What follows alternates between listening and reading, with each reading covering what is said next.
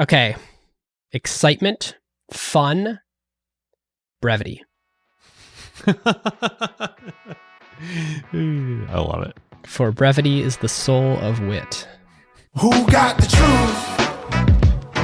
Is it you? Is it you? Is it you? Who got the truth now? Is it you? Is it you? Is it you? Sit me down, say it straight. Another story on the way. Who got the truth? Welcome to this special episode of Acquired, the podcast about great technology companies and the stories and playbooks behind them. I'm Ben Gilbert, and I'm the co-founder and managing director of Seattle-based Pioneer Square Labs and our venture fund, PSL Ventures. And I'm David Rosenthal, and I'm an angel investor based in San Francisco. And we are your hosts. On our TSMC episode, one of the 65 sources that we used was an episode of The Knowledge Project with Brinton Johns and John Bathgate. Brinton and John are public equities investors at a hedge fund called NZS Capital, and they spend a lot of their time researching semis. It was packed so full of great content that I actually watched it twice to make sure that I understood everything. It was so good. It was awesome. And then, in a wild coincidence, the very next week, even before we shipped the TSMC episode, David and I were at Capital Camp, great event organized by Patrick O'Shaughnessy and Brent Beshore, and we ran into Brinton in person. And I was like, I recognize that guy. What do I recognize him from? It was like the Spider-Man gif. It's like, you. No, wait, you. Yeah.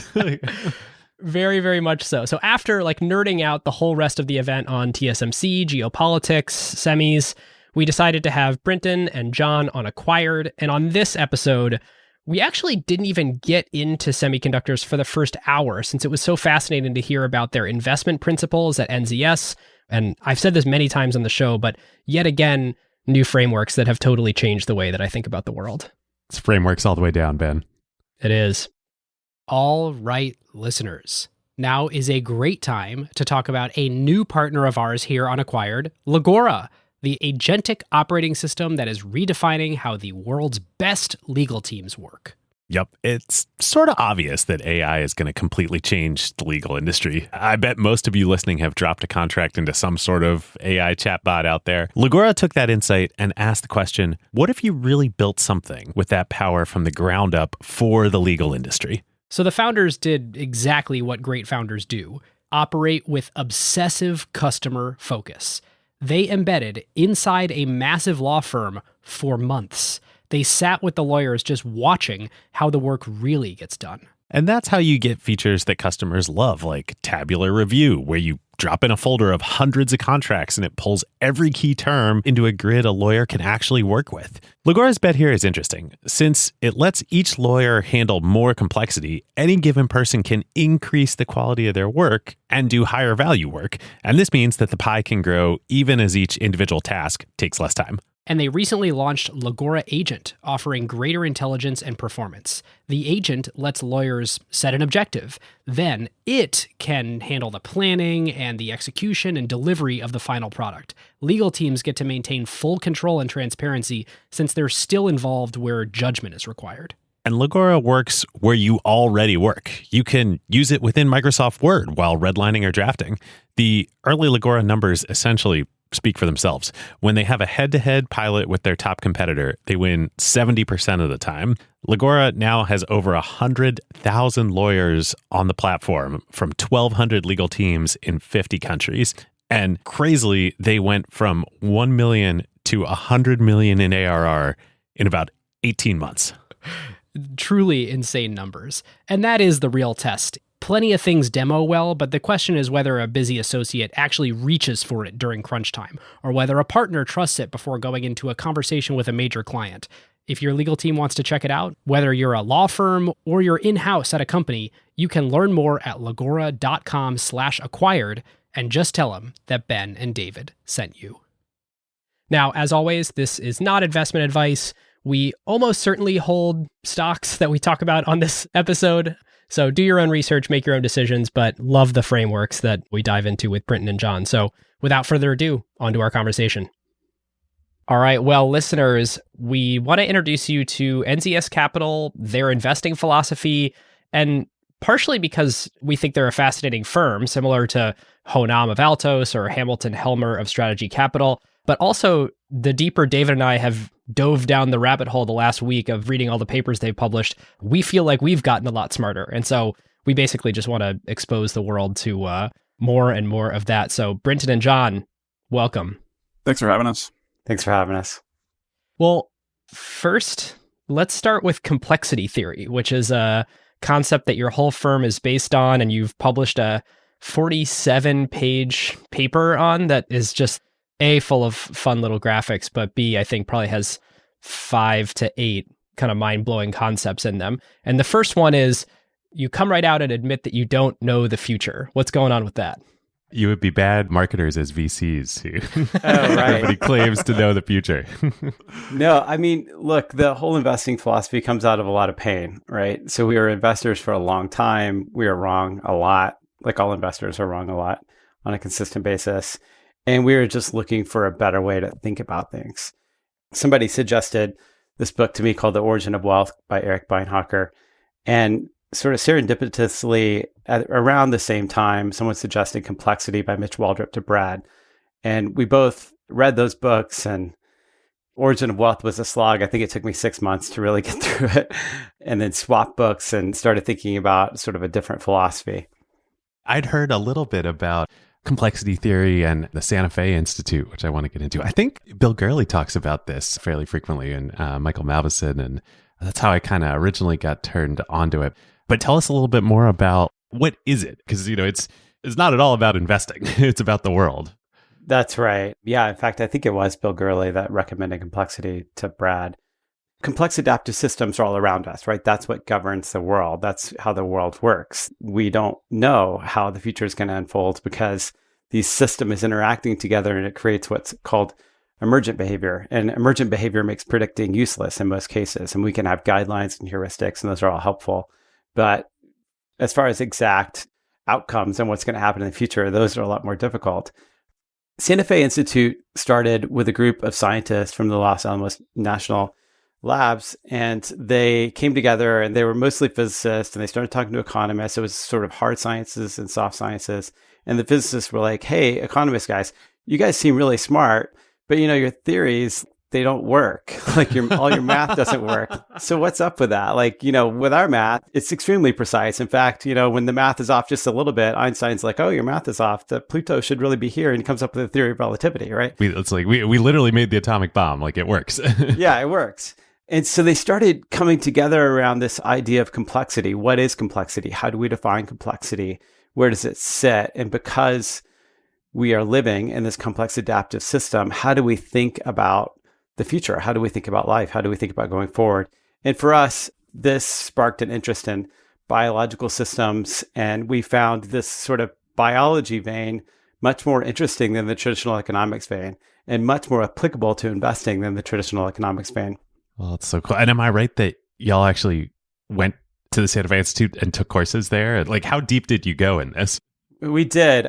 Like a lot of rabbit holes, we go down very deep. We quickly became members of the Santa Fe Institute. They call it the Action Group. It's this group of non-scientists that are allowed to sit in on a lot of the science. And so then we took this complexity course over a weekend, Brad and I did, at Stanford. And that was just a ton of fun. Actually, John and Joe, the two other investors on our teams, they took a longer course. They actually had to do real work. Brad and I didn't have to do homework. But we just learned so much. And I remember sitting outside of this cafe in Palo Alto with Brad, and we just sort of been at this course with Deborah Moore, this lady that teaches at Stanford who studies ants. And I thought, man, this concept of resilience is really fascinating. It's really more about resilience than it is about predicting the future. And it's about adaptability. Biology doesn't really care that much about the future. They care about adapting to this wide range of futures. My bees don't really care if it's going to snow tomorrow. They can adapt to snow. They've learned how to do that over millions of years. And what if we looked at companies like that? And so then, of course, we kept reading, we kept writing. This was probably 2011, 2012. And in 2013, we published this long paper that you referenced, which is super geeky, but it's got a lot of pictures because that's the way we think. You've got the Back to the Future DeLorean in there. It's got the DeLorean. Like, what more could you want, right? We really are hoping for a DeLorean for the office. That's our dream office furniture. On the note of ants, this is probably the first and best example of an extreme version of resilience in an organization. Can you share the insight you had there? Yeah. So we attended this class by Deborah Gordon, and she has been studying this group of ants for 30 years in New Mexico. They obsess over this group of ants, right? And they know what every ant is doing at all times.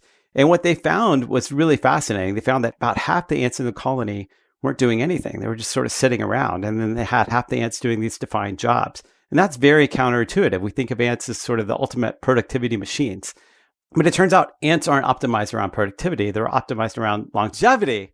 They're optimized around resilience, around living as long as possible. Let's say it that way. So that was really insightful for us. We thought, man, all these companies are optimized around productivity, and Wall Street only makes it worse because we're obsessed over quarterly earnings. And so what if companies were really optimized around this long-term thinking? Of course, we see that with lots of companies. Most of them tend to be run by founders because founders have a lot of skin in the game and they think long-term. But there are CEOs that think that way also. We know that the average tenure of a CEO in the S&P 500 is less than 5 years. So they're not optimized like ants are. They're trying to get a lot of return really quickly. But companies that take this long-term view are so much more interesting. When I read that in your paper, the thing that hit me over the head, I was like, oh, this is Warren and Charlie's, laziness bordering on sloth. That's exactly it. The goal is not productivity. The goal is long-term steady returns and resilience.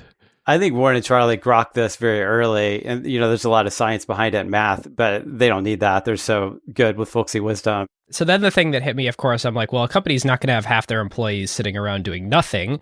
But just as a fun thought experiment, what if a company only was growing at half the growth rate of a high growth company, but, it's a marathon, not a sprint? They could do that over 40, 50 years instead of thinking in these 5 and 10 year time horizons.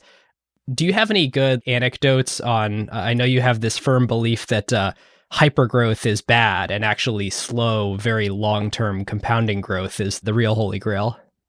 Yeah, I think what we're generally looking for is, we kind of use Groupon as an example, whether that's fair or unfair, of like, we're not looking for the next company to hit X revenue run rate in the shortest period of time or whatever it is. Like, we're really looking for this durable, resilient growth. And I think that the way you framed it, Ben, that if a company does have employees that aren't driving the, level of growth that, you'd be seeing in a hypergrowth firm, that's okay as long as it's hyper durable. And so you could look at Danaher, or kind of like some of the classic iconic growth companies that have compounded for decades.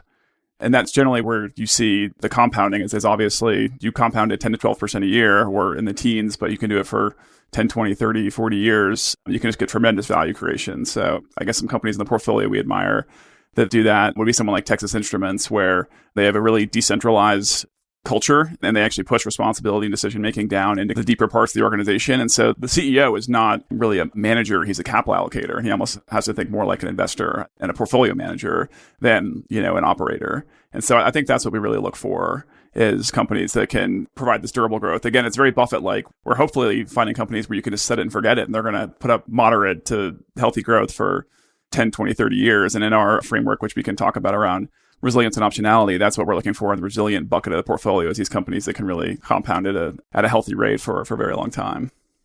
Yeah. So you guys have these two concepts and then one kind of super concept that combines both of them, of resilience and optionality, that you look for in investing. And neither of those are terms that most investors are familiar with. Can you define what you mean by both of them and maybe give a few examples of companies? Sure. On the resilient half of the portfolio, we kind of say, it when you see it, which I think is kind of an unsatisfying answer. But generally what we're looking for are companies that are further along kind of in their S-curve and their growth trajectory. And so this would be companies we own in the head of the portfolio, be someone like a Microsoft or a TSMC, where we're not looking for value stocks or kind of like cheap companies. We're looking for companies that are healthy growers that we think can durably grow for the next 20 or 30 years. And our turnover in this half of our portfolio is around 10%. So this is the hopefully set it and forget it part of the portfolio. And so, a few characteristics we tend to see in that part of the portfolio are mission criticality and switching costs, which I know you guys cover well in some of the deep dives you've done.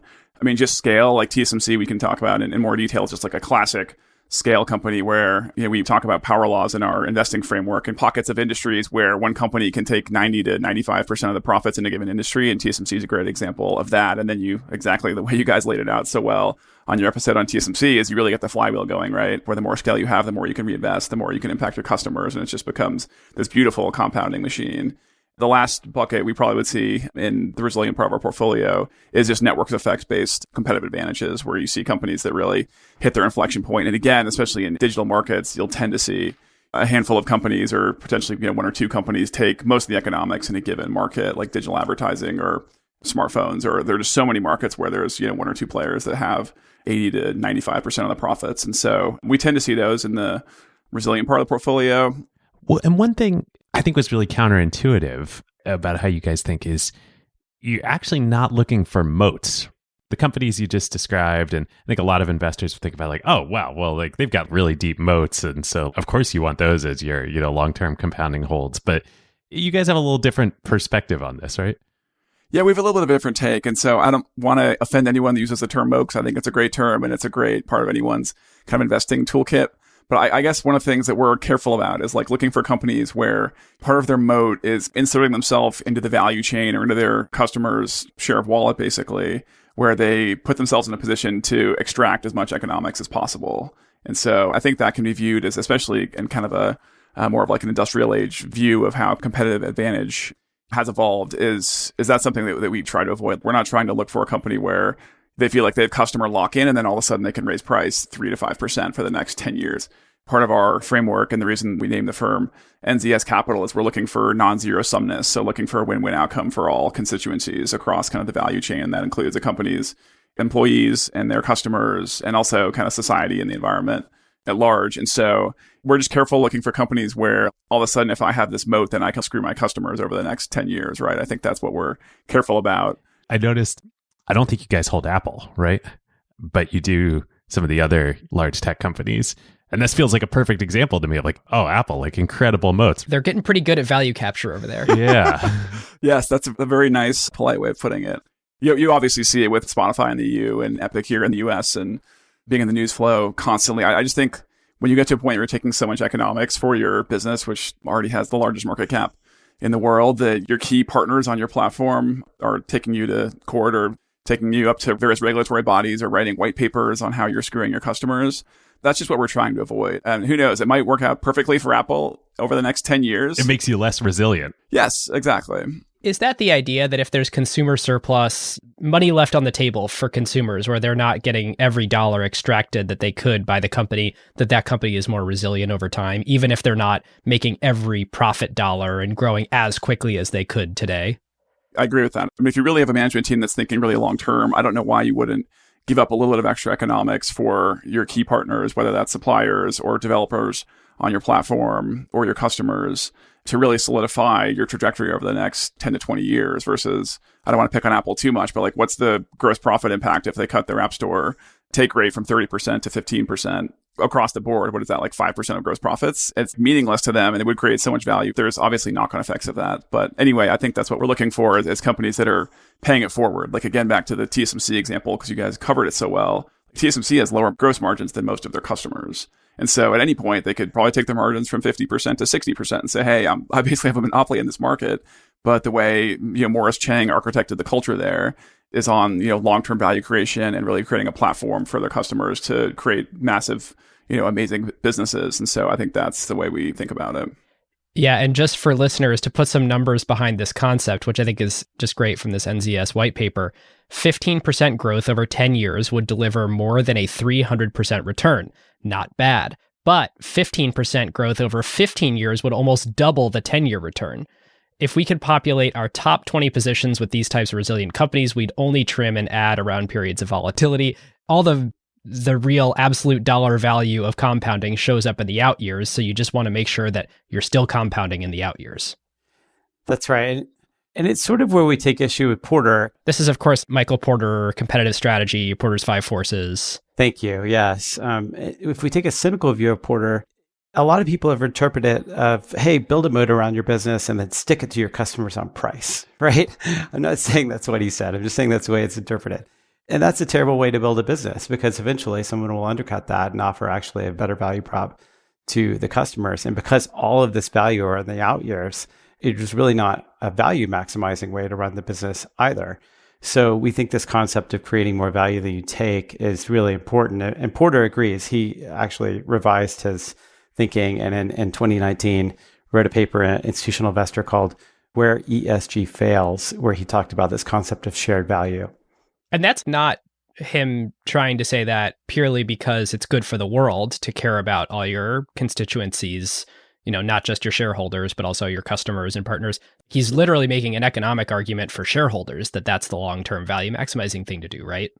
I think that's right. And, he was a consultant for Intel back when ARM processors were starting to come out and actually dominate the mobile space. And they came out with a sort of dumbed down processor.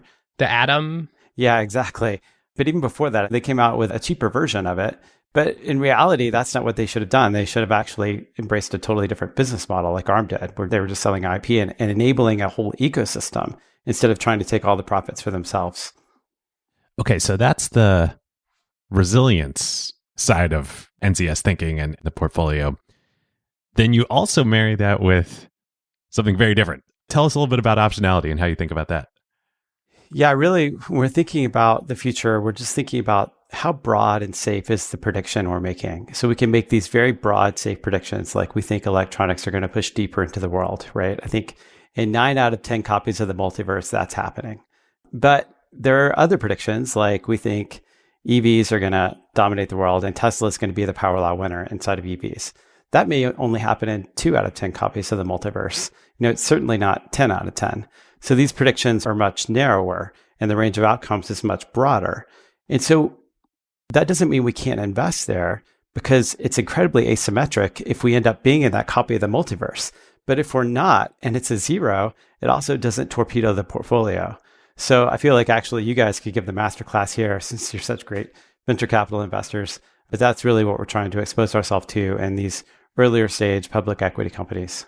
And so how do you actually then apply both of these very different principles inside the same portfolio? Are you picking some stocks because you're maximizing for resilience and you say that, look, this is a great compounding, slow growth, but durable company. And then there's other companies that you're investing in because you say, oh my gosh, if this thing's right, it's going to be really right, like venture capital, asymmetric upside, right? Or is it blended in some of the same companies?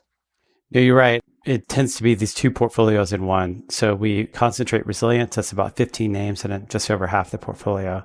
And then we distribute optionality. So that's about 40 names, also just under half the portfolio. Max position size 1.5. And in the middle, this between 1.5, 2.5, 1.5, 3. We don't own anything. And that's percent of the portfolio? Thank you very much. Percent of the portfolio. I say this stuff so much, sometimes I don't complete the sentences. And then sometimes we find these very resilient companies that are actually layering on optionality to the business. So they have both. They have this resilient base, but then they have optionality on top of that. And you call those companies root-mos?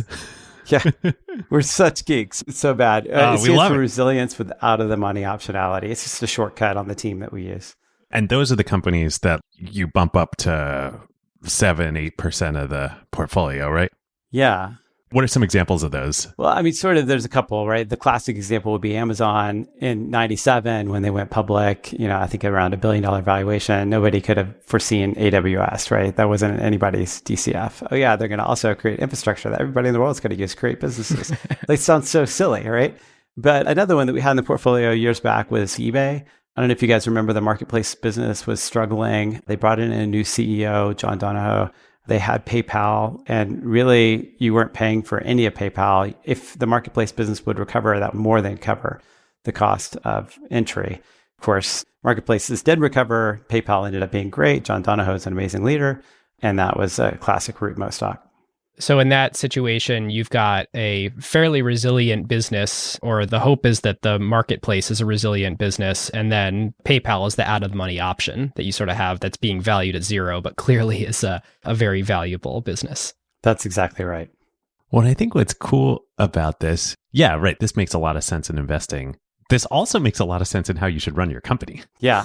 And that the best CEOs think this way, as in, how do I create resiliency in my core business, but then what are the options that I'm investing in for the future on top of it? To my mind, there's no better example than Amazon of just, this is the whole operating philosophy of the company, right? So we love this concept because we think it's true in the universe. And so therefore the narrow slice of investing that we're using it for, we're pretty sure is also true. But it works really for everything. I mean, it works for parenting. Parents don't know what we're doing. Like I have 4 kids. I have no idea what I'm doing. So I'm just trying new things all the time. Well, that didn't work. Okay. Well, it's, so there's a little optionality involved too. And then sometimes your optionality becomes resilience and that's what you're hoping for, but you just try a lot of new things. So I don't know. For us, it's a life philosophy. Fantasy football is another area where you can apply resilience and optionality very well, actually. You can't get out of your head once you start kind of practicing this, which is so funny. All right, I'm going to take us in a totally different direction. I want to talk about the difference between normal distributions and power law distributions. And listeners of the show who are in venture capital or in startups and have tried to raise venture capital or successfully raise venture capital will know, they get this answer from VCs all the time that our portfolio construction is really a power law. We fully expect 1/3 of the portfolio to go to zero, 1/3 to return capital, and really only like 1 or 2 companies at the sort of head of the curve are going to be this, hopefully, 10, 50, 100x that sort of gets us a great return regardless of what else, happens in the portfolio. You guys, interestingly, are sort of applying that thinking at much later stage companies, hopefully ones that aren't going to zero, the way that a frail $10 million valuation startup could. How does that work? And what was the insight that made you realize, hey, the world is not normally distributed. Actually, in certain scenarios, it's very power law distributed. Right. Well, once you accept the fact that all of life is governed by complex adaptive systems and the markets are also governed by complex adaptive systems, which means emergent behavior, you can't predict the future, you focus on adaptability, then, of course, those complex adaptive systems tend to be governed by power laws. So it's sort of a natural follow-on. But the insight here is all risk models are based on these Gaussian, these normal distributions, right?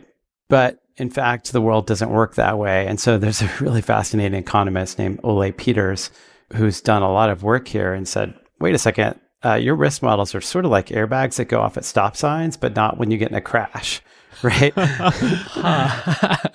This has always been my beef, when I was in business school with economics as applied to like business and investing in the real world is you study this stuff and you're like, wait a minute, I actually work in the industry and this is not how it works. Right, exactly. And being venture capital investors, you see this all the time. With public companies, it's also true. There are a few big power law winners. We see them in the market today. They're driving the entire market, right? This is our reality. There's a great study that you guys reference in the paper that I'm wondering if you could just talk a little bit more about it. The toy example of a coin flipping contest where, let's say you win $50 or whatever. When you lose 40. That sounds like investing to me, like there's an expected return of 10%. What actually happens when you run that contest? Wait, real quick before you answer. Is it win $50, lose 40, or is it 50%? Oh, it's percent. Oh, okay. Yep. So if it's $100, then yeah, you're right, David. It's 50% down 40%. Got it. Okay. Yeah, the concept, it gets to the heart of modern portfolio theory and expected utility theory and the flaws of that. So back to the multiverse. The way this works is if you had 100 people flipping coins and they did it for enough time, you would actually see a nice, steady, positive return. And that looks like, on average, the experience of the participant is winning. But that's not really true. What you get is a lot of people going bankrupt and a few massive winners, sort of the Buffetts and the Soroses of the investing world, right? So the average is not average. And in modern portfolio theory, you're taking an ensemble of all these, but that doesn't really make sense because I don't really care about your outcome, David, or Ben, your outcome. I care about my outcome. And I only get to live in this one universe. I don't get to live in yours. I don't get to live in the multiverse. So my outcome on average is that of loss. It's that of bankruptcy. So when the time average does not equal the ensemble average, that is called a non-ergodic system. And you guys can put in the show notes, Ole Peters works on this. It's super geeky, but really fascinating. Oh, it's so cool. Well, this is so counterintuitive. You would think if you presented that game to me, I would be like, oh, for sure, I want to play that game. The odds are stacked in my favor.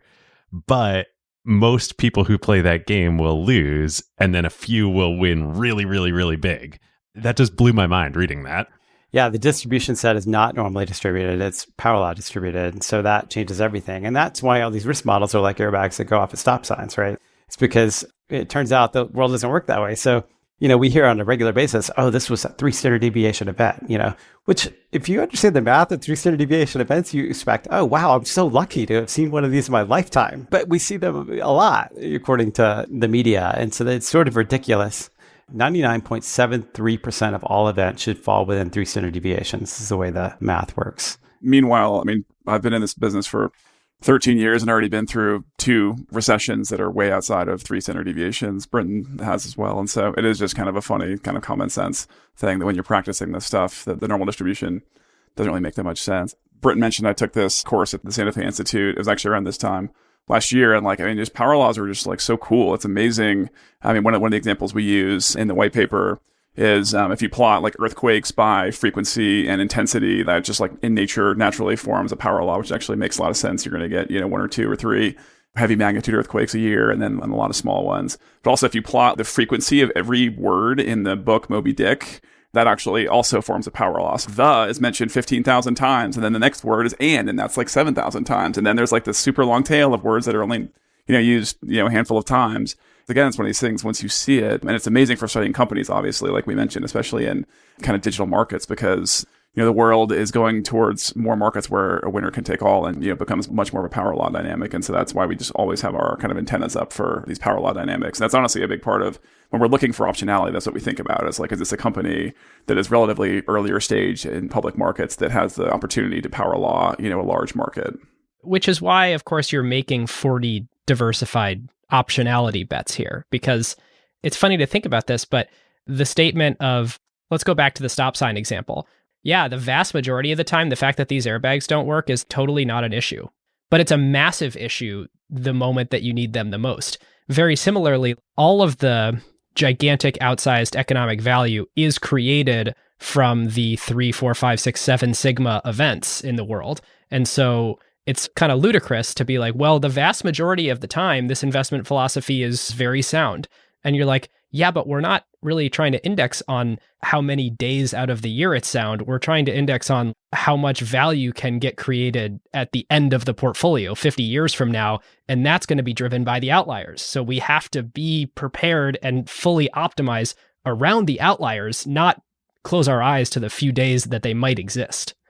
That's such a good point. I'm really glad you brought it up, because what we're really playing for in the optionality half the portfolio is asymmetry. And really, it's not about batting average. It's okay if we're only right 30% of the time, which is not intuitive at all for public markets investors. I think everyone wants to be right 55% of the time, 60, whatever. It doesn't have to be that high to have good long-term returns. But, we're playing for slugging percentage, where even if only 1 out of 3 work, but, those are multi-baggers and can really create a lot of value over a long period of time, then that's the beauty in that half the portfolio. And we've seen it. We've been doing this for years now. And it is amazing how you see these companies emerge as value creators and generate a lot of value for the portfolio out of relatively small starting position sizes.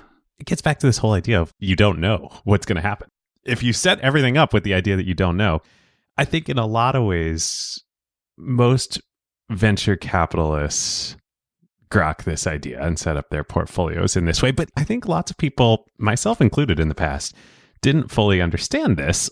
You say in the paper, I think you use nicer language than this, but I'll use my own language. This is my quote, that conviction, this idea of conviction that so many people in venture talk about, and entrepreneurs, and I have conviction, I'm convicted, which convicted means you're convicted of a crime. But anyway, I have conviction that in this company, I'm going to lead this investment. Conviction is kind of stupid. Conviction is saying, I think my view of the future is going to be right. And really what you want is optionality. And you need people to have conviction, because otherwise there would be no entrepreneurs, right?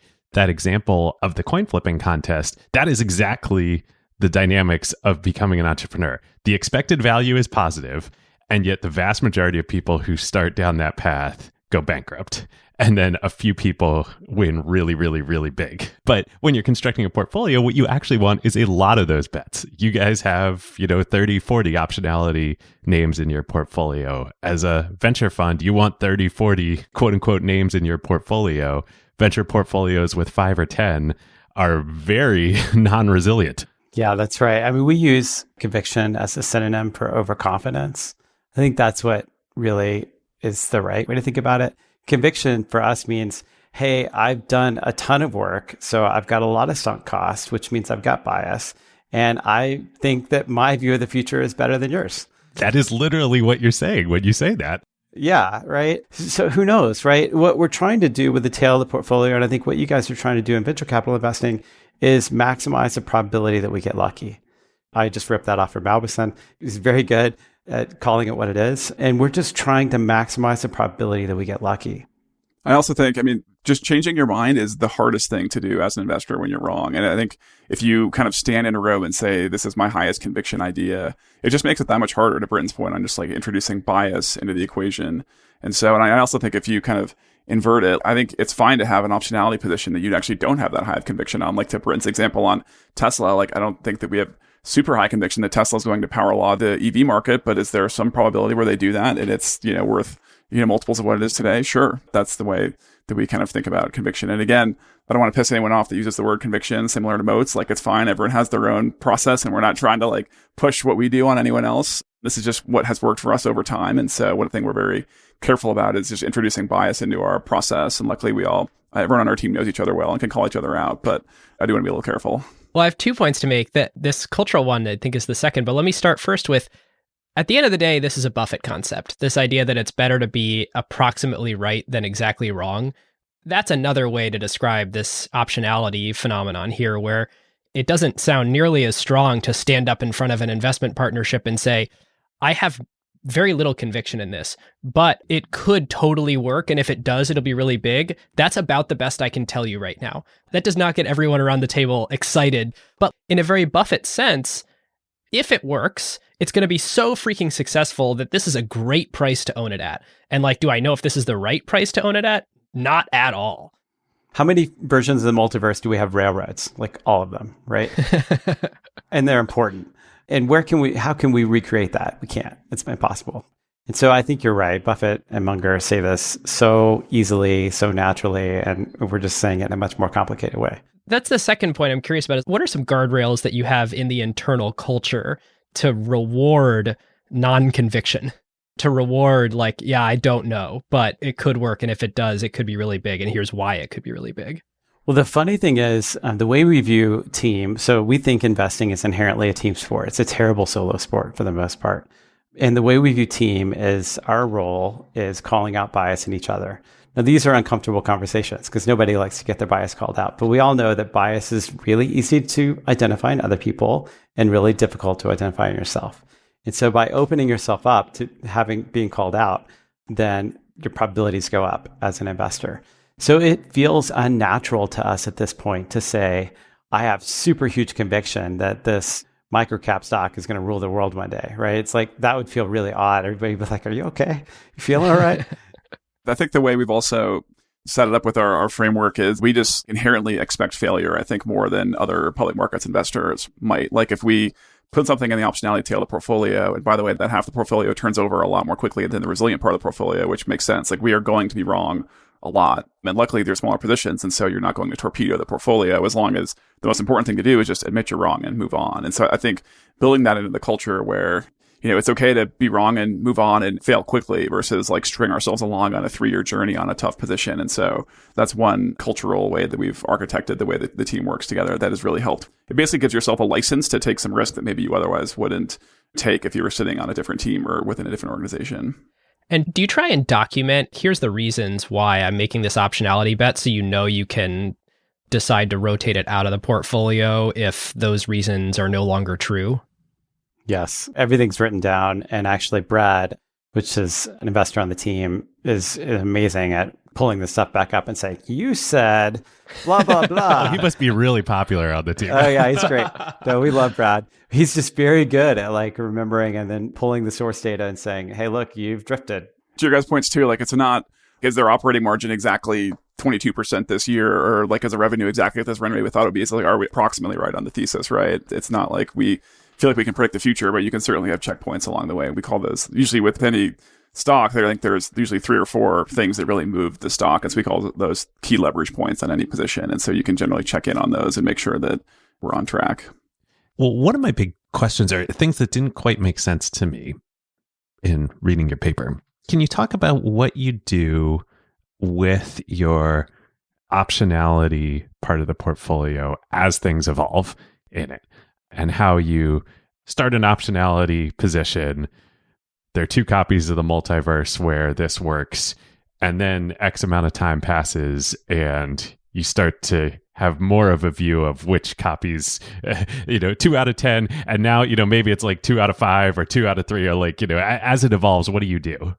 Exactly. There's like kind of 2 scenarios that you can really see this happening. A good example is we on Peloton before the pandemic. And the stock obviously went parabolic. They were a huge beneficiary of work from home, but it's also just a really dynamic company, that's early in its life cycle, building a brand and a platform. And so with a company like that, I think it's still early days to call that business resilient for many reasons, both just like the context of the company of we're going through a digestion after the 2020 kind of a record year for them, an off the charts year, I should say. So for a position like that, we'll just trim it. And, we have this cap of how big in the portfolio we allow optionality positions to get. It's generally pretty clear, like how much of this is something that's a really durable inflection in the business. And sometimes I guess it is both. Like I think Peloton is definitely a different company in this version of the universe versus the non-COVID version of the metaverse, right? But I think we can't cross it over. Well, this is so different that you trim it. The canonical VC wisdom is ride your winners as long as possible. The things that are working are likely to continue to work, so don't sell. But that's not the approach you guys take. Yeah, it's a really good question. We talk about it a lot because you're certainly, in some cases, leaving money on the table, I think, if we're not letting our compounders really express themselves over time. And so there are stocks we'll own them earlier in their life cycle and let them cross over in the resilient head of the portfolio. And so we'll do that a few times a year. And I think it does kind of force us to average up if the company, and actually buy more stock, potentially at multiples higher than our initial purchase. Oh, it's so hard to do. It's so hard to do, but I think it's actually, I've thought about this a lot. This is actually kind of part of our process where we're kind of forced to do it, which is really helpful because otherwise it's hard to just look at the stock and buy more. But we're saying we're making this explicit decision that we're going to take this from 150 basis point position to 250 basis points.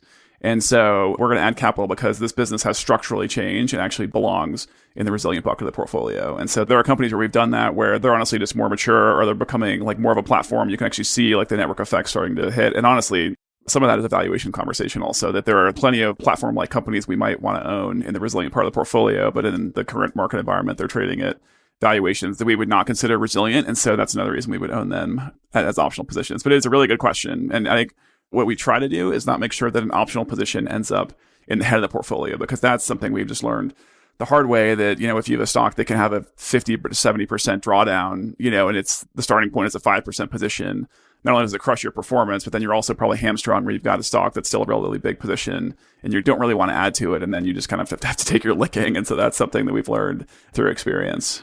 Yeah. Well, I'm wondering if even just thinking about this past 2-year COVID cycle, you've kind of seen this happen. The stocks that were huge multiverse winners in the beginning, the Pelotons, the Zooms, and the like. I'm thinking Zoom. Zoom went from, I don't know, what, $70, $80 a share to $600 a share, and then back down to, I think it's at like $280 right now.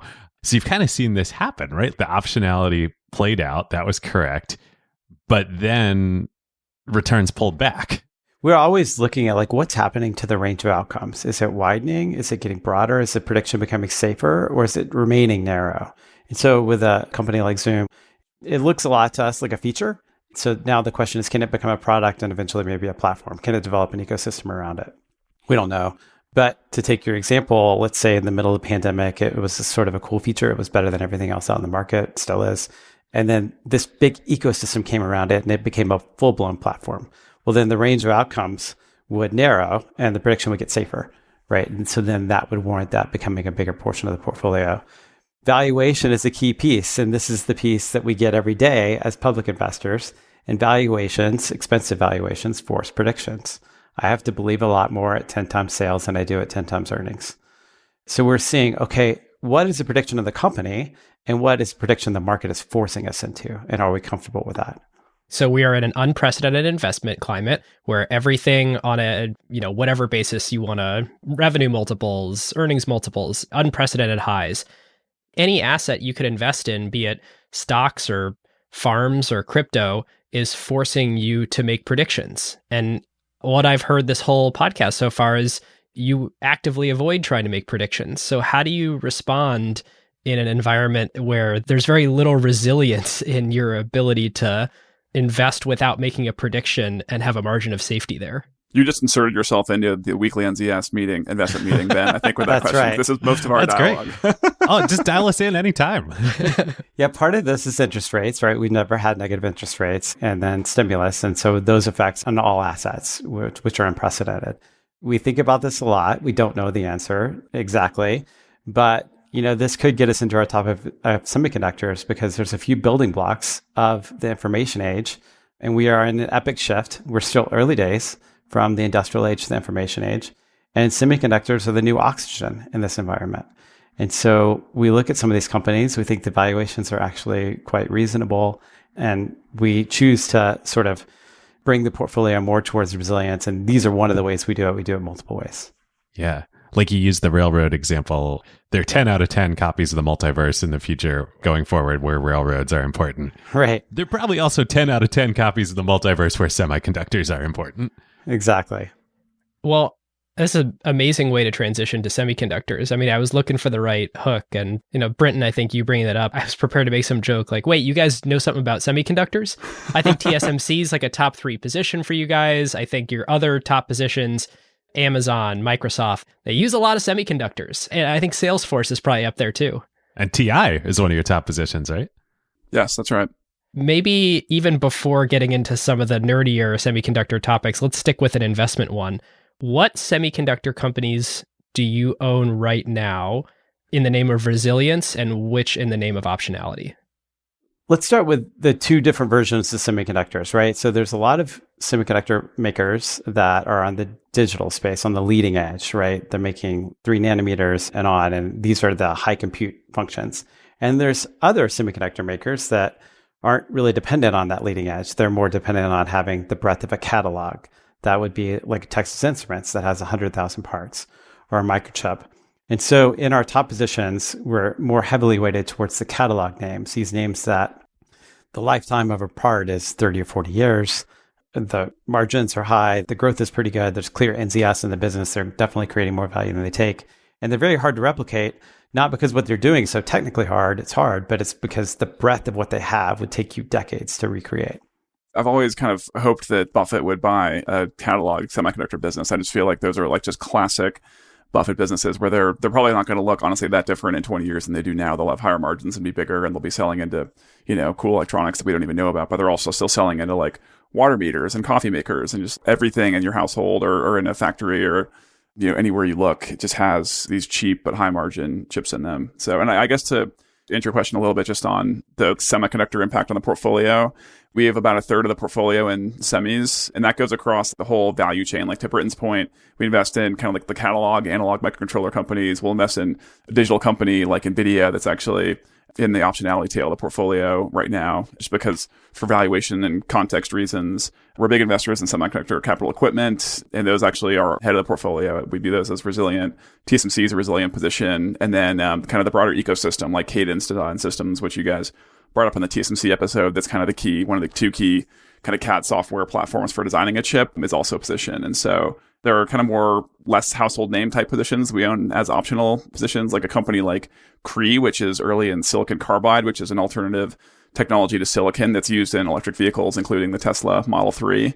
And so that's a classic example where there is some version of the metaverse where it's a massive platform, and silicon carbide, the market goes from being a $1 billion market to a $30 billion market.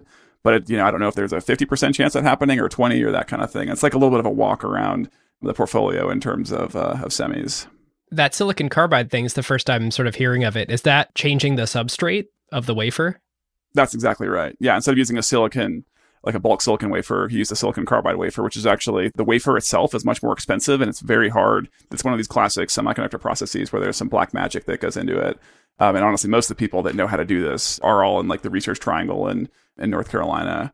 Cree is the one company that has 2/3 of the market for the substrate itself. And then they will sell the chips. They're the ASML of silicon carbide. So potentially, then that's like classic optionality, right? We honestly don't know, but there's a chance where either this stuff isn't that hard to do and they have a 2-year lead on their competitors, or it's incredibly hard to do and they do become one of these companies where they're doing something that no one else in the world can do. And so that is kind of classic optionality for us. But it makes electric vehicles and charging and also like renewable energy and really high voltage applications much more efficient. And so it's like really one of these companies where they're core competency has just like all of a sudden the market really needs what they can offer. And so the market is growing extremely quickly. You're seeing a lot of activity around from other companies trying to get into the market as well.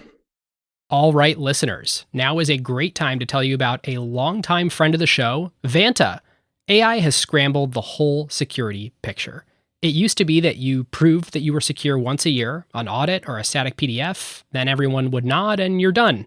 But in an AI-first world, that doesn't hold up anymore. Yep, your risk surface changes every week now. A vendor turns on an AI feature or someone writes in a new model without telling IT, and your posture is different than it was last week, let alone at your last audit. Vanta's own research found that around 70% of companies have this quote-unquote shadow AI running with no security review at all. Right. And that's where Vanta comes in. They're the leading agentic trust platform, meaning they've built the thing that closes the gap. And the way that they close that gap is Vanta Agent. Think of it as a GRC engineer, that's governance, risk, and compliance, except that it's software and it doesn't sleep. It finds the issues, drafts the fixes, and cuts the time that you'd spend on vendor assessments in half. In half! Which is exactly why more than 16,000 companies today run on Vanta. Companies like Ramp, Cursor, and Snowflake all stay audit ready and catch the risks that crop up between audits across every vendor, every AI tool, the whole environment. And that's the real value. Trust has to be continuous now, which is why Vanta automates your security, your compliance, and the work to earn and prove trust. We're huge fans of Vanta over here, and literally hundreds of acquired listeners have become Vanta customers at their companies over the years. So you can get $1,000 off Vanta at vanta.com/acquired. That's VANTA.com/acquired for $1,000 off, and just tell them that Ben and David sent you. Let's do a little sidebar if you guys are game that I just thought of that. I think this could be a really cool case study if you're willing to talk about it, about the NZS process. So you mentioned, John, that you own Cadence as a resilient position in the portfolio, having just done our TSMC episode and a deep dive on the whole industry infrastructure. You mentioned they also have a competitor, Synopsys, and the two of them, it's like a duopoly in the EDA space. How did you decide to own Cadence? And I'm assuming not Synopsys. Or do you hold both? We've talked a lot about both of them over the years. We've owned Cadence for 9 or 10 years, back to our days at our previous employer.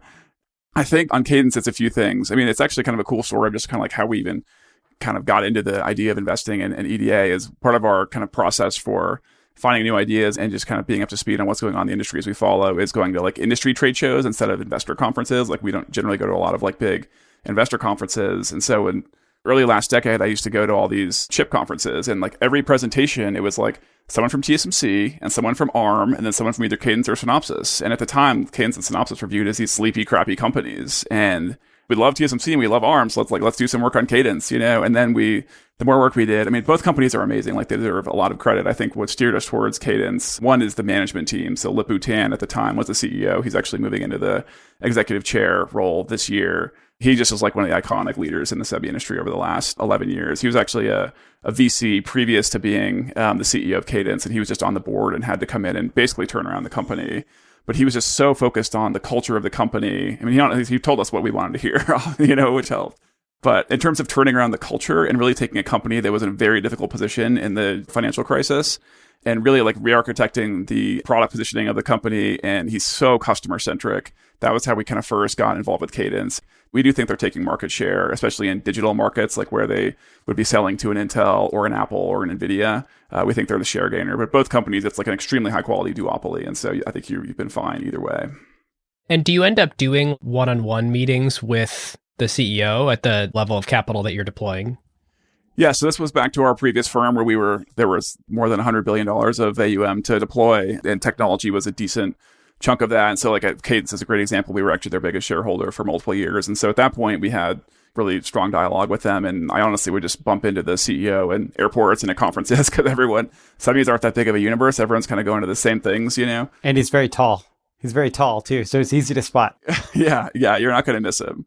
And he's honestly just like such a good person too. Like we would talk about life and kids and a lot more than just our investment in their company. And so it's actually something we think about a lot, as NZS is a younger company with, less AUM behind us. And we have a lot of relationships from, being in the industry for a long time, but it's an open question of how often do you really need to talk to But do I need to talk to the CEO of a company 4 times a year? Probably not, or 6 times a year, 10 times a year, like the way we're investing, especially with a resilient company, realistically, maybe a check-in every year or two, or if there's something obviously that's really critical to the thesis, we can check in. But that was kind of the way we grew up investing, is a lot of management interfacing. I'm always curious with public market investors, like how do you think about that? And it sounds like you do find it very useful to have conversations with management versus all the information's out there. I would imagine on the one hand, it's like, well, of course I want to know, like I could glean so much more information and like subtle signals from talking to somebody in person. On the other hand, I kind of think, well, I really care about what you do, not what you say. And I can just see what you do in your filings. How do y'all think about that? This has changed a lot over the past decade because, of course, seeing a management team talk is easier than it's ever been, right? It's publicly available. There are some times when it's helpful. There's some times when it's harmful. It probably nets out to be net helpful. But I'm just thinking of one interaction that we had with Rich Templeton, the CEO of Texas Instruments, in early February 2009, right? It's a terrible time. Everybody's unhappy. It's really rough. And Rich walks in the room, big smile on his face. How's it going, boys? A recession is a terrible thing to waste. And you're like, what's going on? I love it. And so he clearly had a different mentality of, hey, this is where we make all of our returns over the next decade. We're going to go buy equipment for pennies on the dollar. We're going to sort of systematically lower our CapEx to sales ratio. And we're going to go get customers and sign them up because we're running our fabs full out still and other people aren't.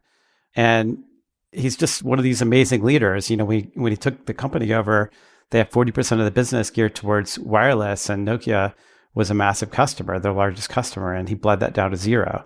So clearly this embodiment of a company that's built around adaptability instead of these point predictions. And so people like that are helpful to interface with. But honestly, we probably could get everything we need at this point without meeting with them as well. David and I were explaining our research process to some friends the other day. And, one of the things that I think that is chronically underviewed on YouTube is presentations by executives at industry conferences. And that's a thing that we've relied on really heavily. Everyone goes and watches Elon Musk give his talk at the Recode conference. About 358 people watched the YouTube video of Gwen Shotwell presenting at an aerospace industry event. There's a lot of really interesting information about the company, probably more so than the big, shiny, public-facing stuff. That's exactly right. It amazes me. I don't remember the last time I watched the computer history interview. It was between Jensen and Morris Chang. Oh, so good. It was under 3,000 views, something like that. I was like, how does this not have 3 million views? You're like, am I watching the wrong feed? Or how can there not be more views of this? It's like, this makes no sense. There should be 1 million views. It's so funny. We send stuff like that around all the time. I couldn't agree more. Brinton and I were sending some stuff back and forth earlier this week. It's mostly free too, and from industry trade organizations, and it's a huge resource. And you do get a little bit of a different flavor if you see a management team at an investor conference, or if there's even on a roadshow and coming through town, but you're the 5th investor they've seen that day. It's like you kind of are getting the company line, right? Versus hearing what they're really pitching to their broader stakeholders at an industry conference is such a good resource. Yeah. When we're doing an episode, just us, 3+ hour deep dive on a company, we almost never talk to people actually at the company. Maybe we should, but we get all the insights we need from obscure YouTube videos, books, presentations, white papers. To Brinton's point, there's so much material out on these companies and stuff by management teams these days. And we do it in our, basements. I think you guys are onto something with this acquired thing. We'll see. Okay, so I'm going to take us into the more technical side of semis now. Brinton, you sent an email when we were batting around topics, and you said, well, what if we start by talking about the UFO crash that happened in Roswell in 1947, where we got the first semiconductor technology and then began to reverse engineer it at Bell Labs? Winky face. It was the first tech transfer. That's exactly right. I mean, we know exactly when semiconductors came to planet Earth. It was July 7th, 1947. Right? And then you needed a backstory. When they took the UFO over to Area 51, they're like, how do we get this in the world without people knowing? And, of course, enter William Shockley, fresh from the war, doing research on radar and submarine warfare. And he's already got top secret clearance. We're like, okay, where could this come out of? Bell Labs, Shockley? Oh, yeah, that's it.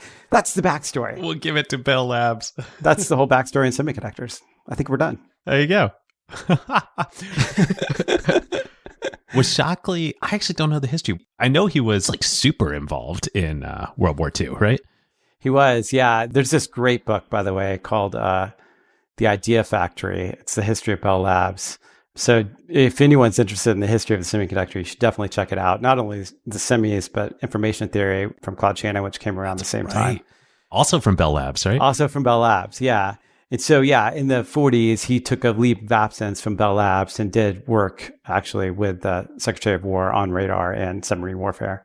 Okay, and so just to keep pushing on this, the reason that this is a plausible story that we got these from UFOs is because the magic behind how a semiconductor works is so mind-blowing and unfathomable that you could just sort of experiment your way to finding this, right? That's sort of what you're going for here. Yeah, I think that's right. It really was this is overused, but quantum leap. They had vacuum tubes. That's what the switches were made out of, right? It was one of the few places where there was still pure science being done at Bell Labs. And they said, we need this switch that doesn't break because we sent a lot of people out in the middle of nowhere to replace these vacuum tubes. This could go on very long, but there were some key insights around doping germanium. You're on the Acquired podcast, so it's okay, Brinton. Indulge yourself.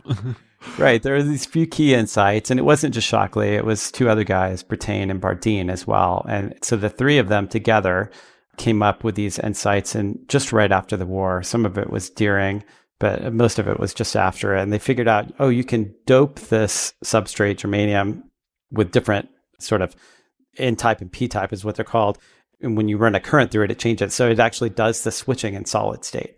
And this idea of solid state switching, which of course came about because of the transistor, and then later on was made to integrated circuit by Kilby at TI, is what sort of enabled the foundation for all modern electronic devices. Over the last decade, I've read the Wikipedia pages for semiconductor, for transistor, I remember the first time trying to look up, like, how does a flash drive work? Like, I've got this cool USB drive and I put it in my computer and I read the whole Wikipedia page, and afterwards I was sort of just blinking, like, yeah, I still don't understand. This actually was not helpful.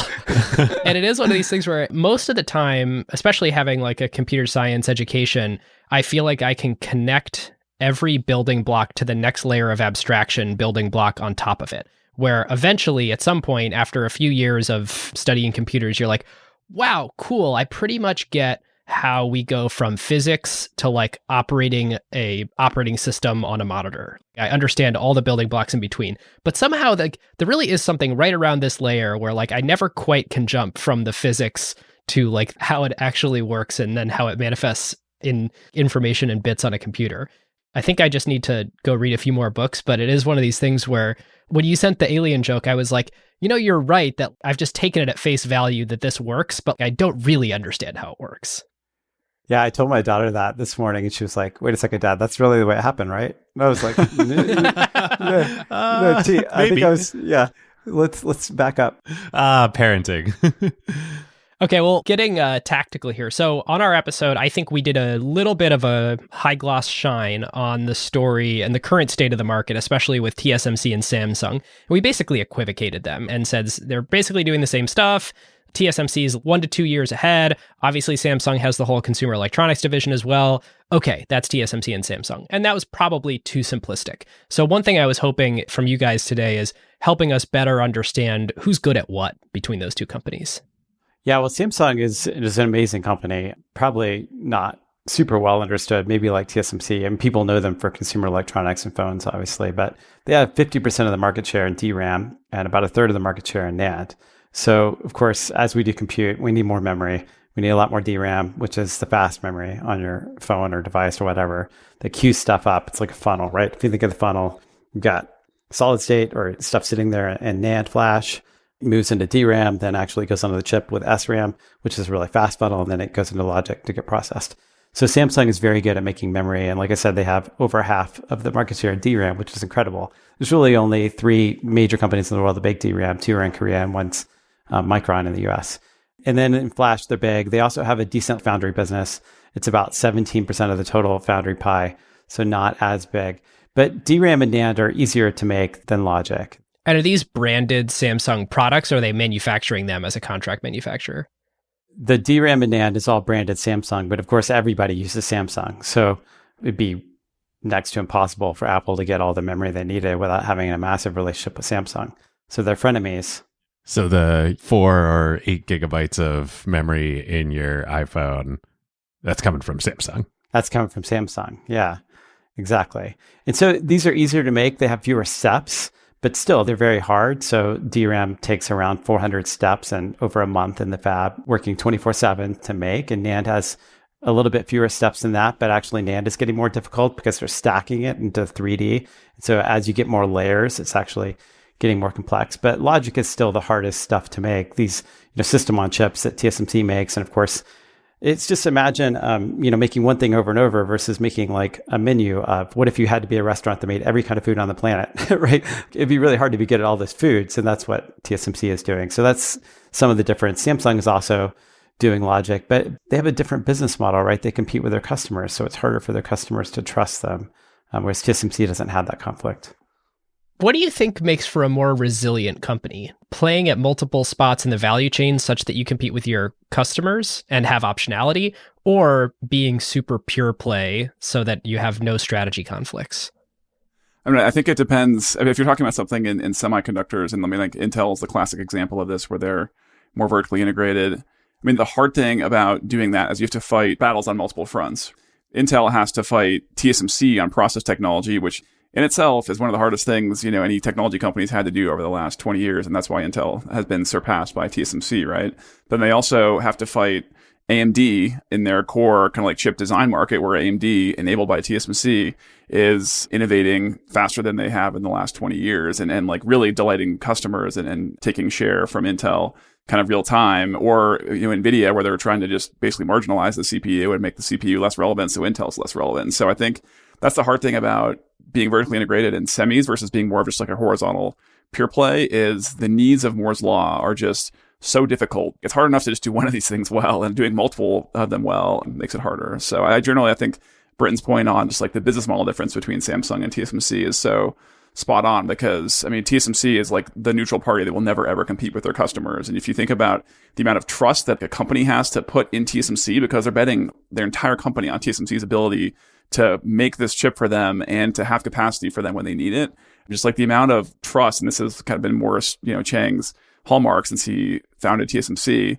that's just something that Samsung can't quite offer, because they just have a different business model and they're not willing to, not that they're not willing, they just don't have the capacity to build kind of a massive foundry. They can't change, right? Like, they're not going to shut down 2/3 of the company. Yes, exactly. How do y'all think about, especially since TSMC is such a large position in the portfolio, how do you think about the geopolitical risk? Because we did this whole big long episode, and the conclusion I think we came to was this company's amazing. There's like no fault we can find in this, except that China might want to take over the land that they sit on. Except this enormous company ending risk. Yeah, even on TSMC's last earnings call, someone asked them what they thought about Taiwan's sovereignty, and I'm just like, what a world we live in, that that's an open question that an analyst can ask on an earnings call. Like, what do you think about China invading your country?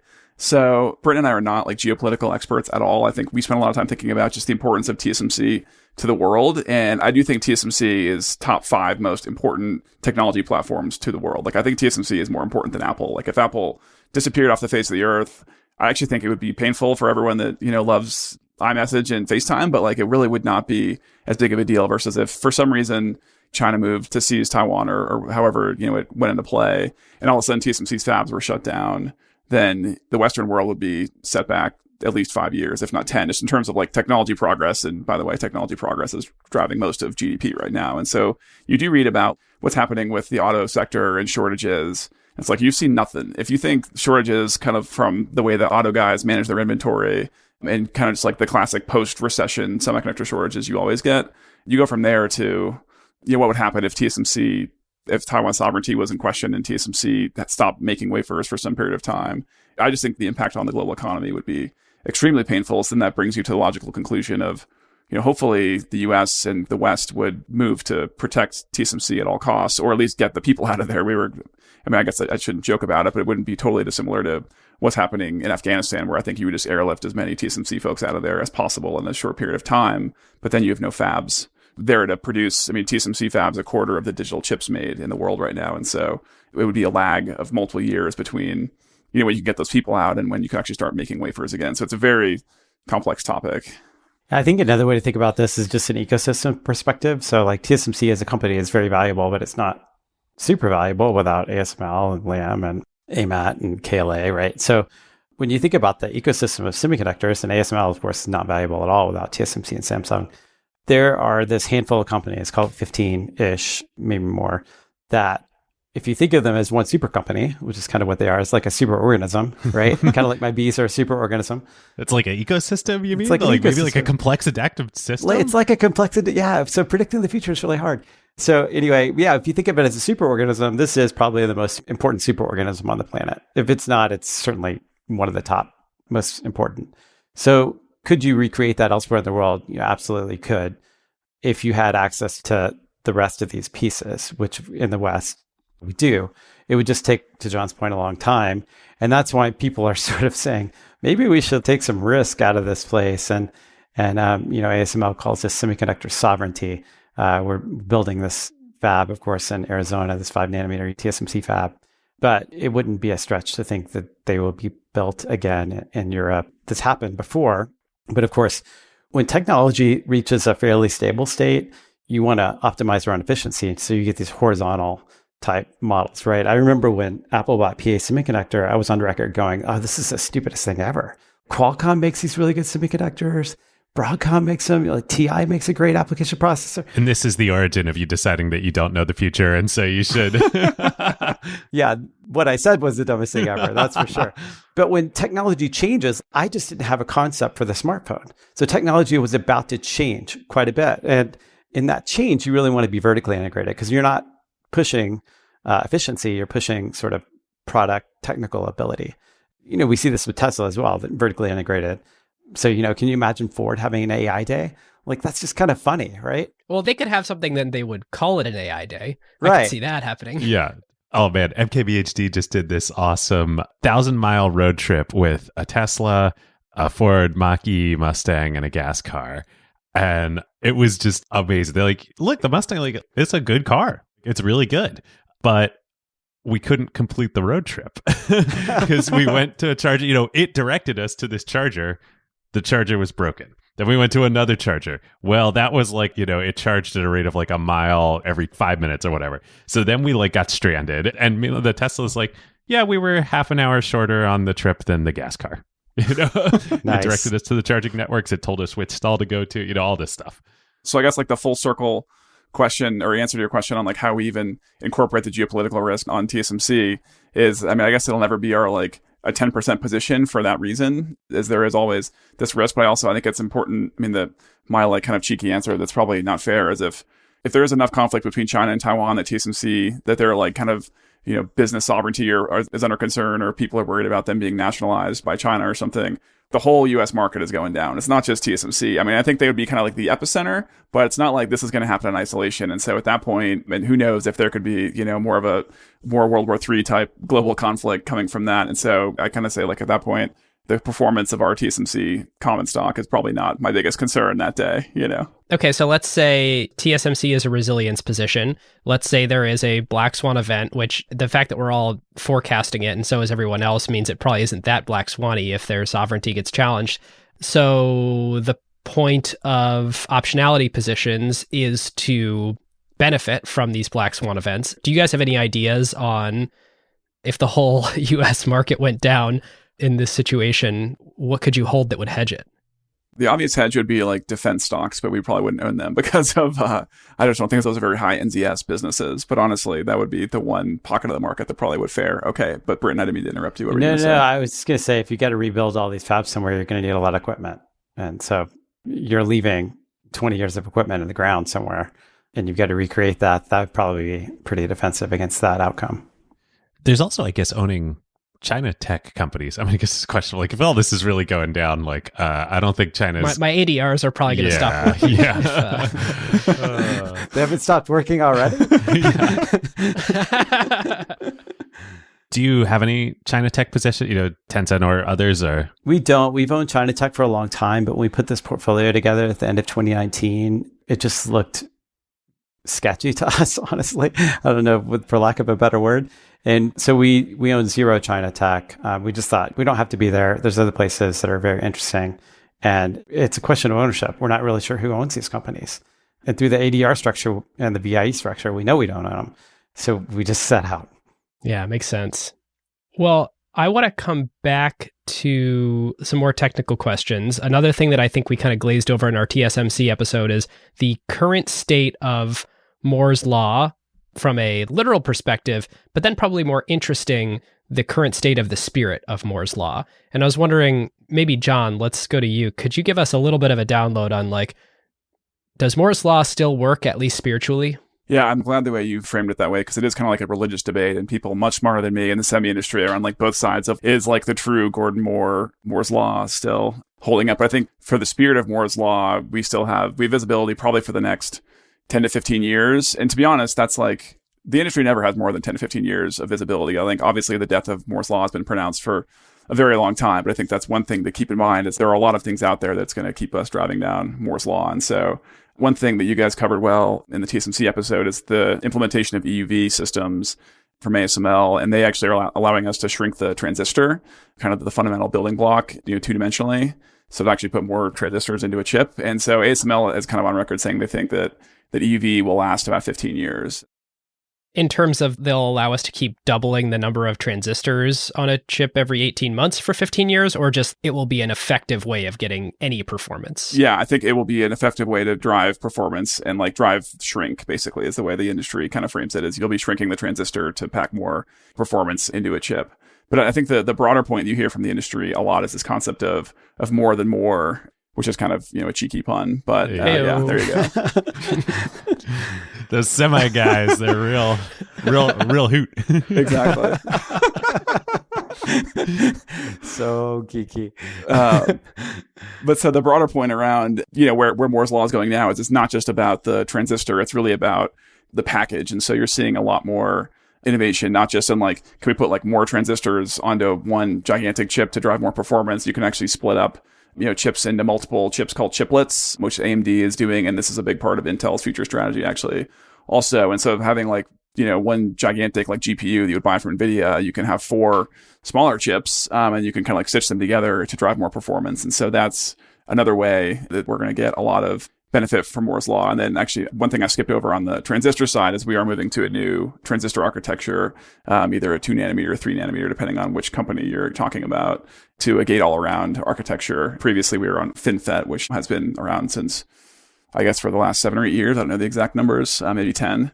There's line of sight into, from here, more gate architectures, different materials, and then when we get to the mid-2030s, we'll kind of see how it goes. But it is amazing. I was actually at a virtual chip design conference earlier in the week, and there's so much focus, not just, I guess, on this packaging idea, but even if you extract that one more layer from that, it's about system level performance. And if you look at what NVIDIA or AMD and kind of the leading digital companies are talking about, it's can you make more processors and actually stitch them together into a cluster with some sort of proprietary interconnect. They're really thinking more like computing companies than just chip companies now. And so that's a big change. But all of these transistor level innovation, package level innovation, and then system level innovation, I think we've got pretty good line of sight into the spirit of Moore's Law continuing at least through kind of the mid-2030s.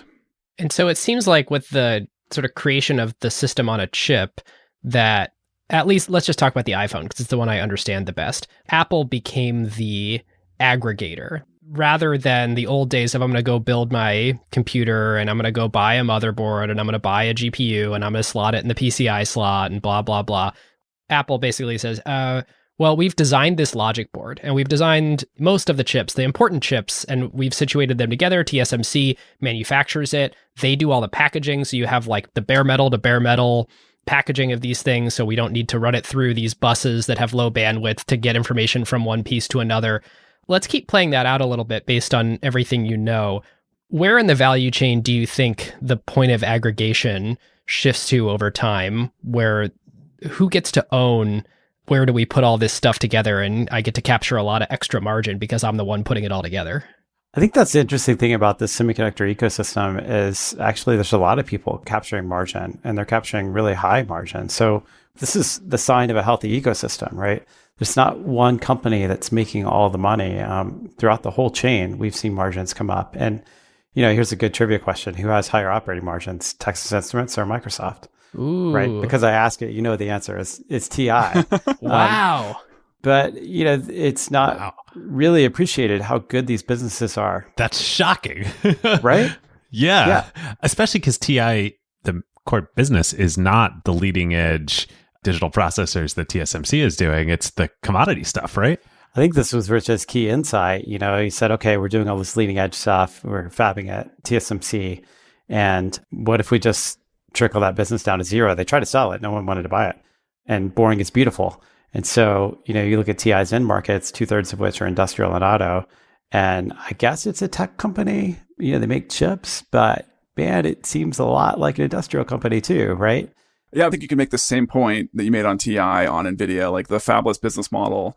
Really, it's like a software company. It's like NVIDIA's got close to 70% gross margins and low 40s operating margins. It really with very little cyclicality because TSMC offloaded all that cyclicality, right? So it is just like one of the best business models besides, I would say, enterprise software. It's one of the best business models in the world. And so TSMC is the enabler of that. But I think Britton's point is spot on. You're going to see kind of in this future world, one of the things that's kind of cool is it takes the whole ecosystem to really drive kind of the future of Moore's Law. Like it used to be just about ASML needed better litho tools and like Intel would use them and like shrink the transistors and we just kind of like brute force ourselves down Moore's Law. And now all this advanced packaging needs litho advancement from ASML, but it also needs improvements from the other equipment guys like Lam Research or Applied Materials or Tokyo Electron because you need deposition and etch steps to build these advanced packaging and multi-die packages for kind of the advanced packaging applications.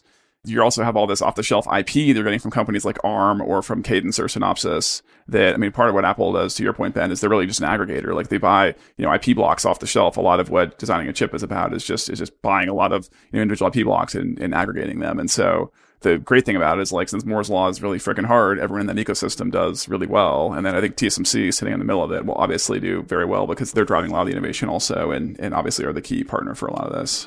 Real quick on TSMC. I think we glossed over this on the episode because we weren't deep enough to understand it. My sense is that the open innovation platform that they've created is really important and is kind of what orchestrates all of what you're talking about here, that it really takes the village of the whole industry to push things forward. Now, is that true? Like, what is that and how central is TSMC's open innovation platform to all of this? That's exactly what I was going to say. I think it's really true. And there is no GitHub to the semiconductor IP ecosystem, right? The closest you get is kind of the TSMC Open Alliance. And there's pockets of it elsewhere. The EDA guys have a ton of IP as well. And of course, as you make these chips, you need to emulate them to see if they actually work, hopefully before you put them in the fab, because that's really expensive.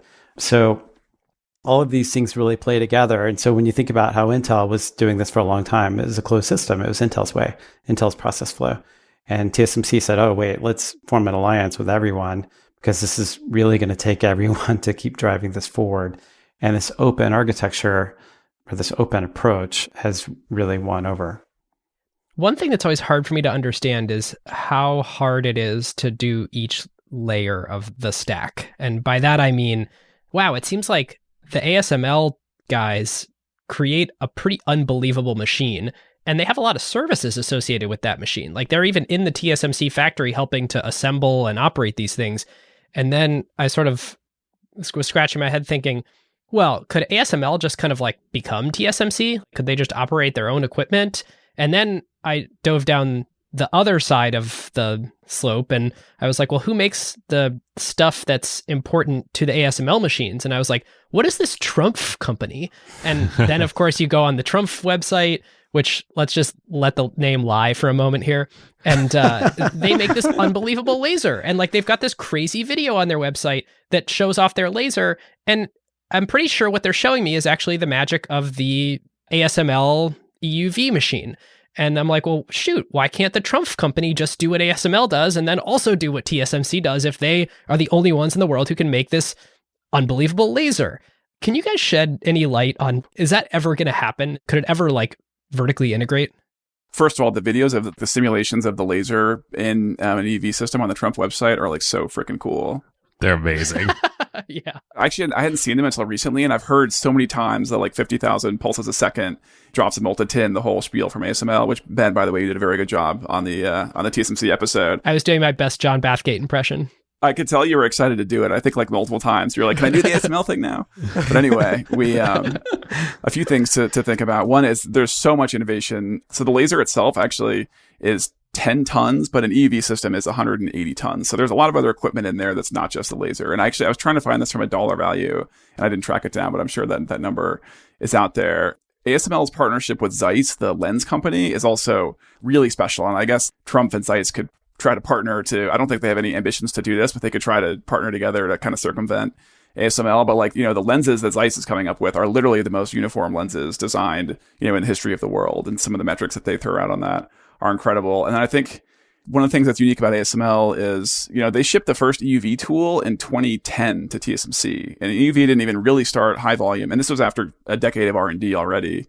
But then they didn't start high volume manufacturing on EUV until 2019. So they had almost a decade of learnings in TSMC's fabs on how to get these things to actually work, how to get the the throughput to levels where the economics actually make sense. And so there's actually this really cool conference called SPIE every February where all of ASML's customers come together and basically give feedback on EUV and kind of give the updates on where they're at. And so ASML lived through 10 of those with all the feedback, not just from TSMC, but from all their ecosystem partners, right? And so I just feel like the learning cycle that ASML has been through, there's just so much more innovation in addition to the laser and the lenses. But the lens is a really critical component. ASML actually bought a laser company in 2012 called Cymer.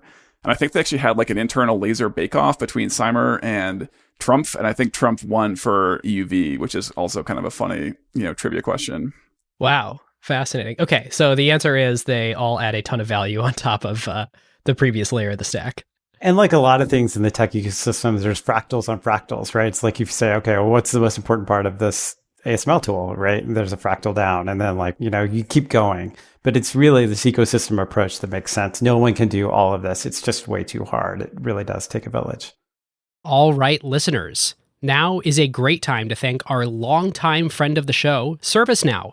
If you are running a large enterprise, AI agents are likely spread across every team, and deploying them is no longer the hard part. Yeah. The hard part is knowing what permissions they have, what employees are using them for, or what decisions AI is making. AI security for an enterprise at scale is not a small concern.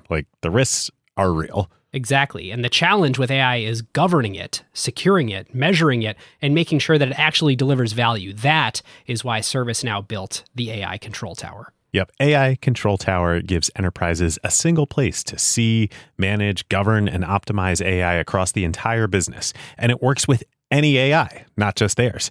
Every device on your network, every permission across every system, every AI agent visible and secure in one place. And ServiceNow can do this because they've spent more than 20 years building the operational backbone of the enterprise, the workflows, governance, approvals, security controls, and institutional knowledge that power how work actually gets done across IT, HR, customer service, finance, and security. ServiceNow already runs more than 100 billion workflows annually and trillions of transactions for more than 85% of the Fortune 500. So when companies need a place to govern AI at enterprise scale, they're building on a platform at the center of how their business already operates. And in a future that isn't going to be one AI, it's going to be thousands of AI agents working across every function of the company. But the question is, who's managing them all? So if you're trying to turn AI ambition into real business outcomes and make it work safely, securely, at scale, go check out servicenow.com/acquired and tell them that Ben and David sent you.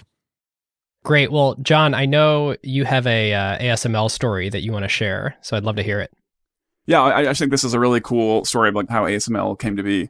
ASML and so strategic to the world is, they had one competitor, which is Nikon, in the lithography market. And then Nikon gave up on the market kind of coming into the last decade.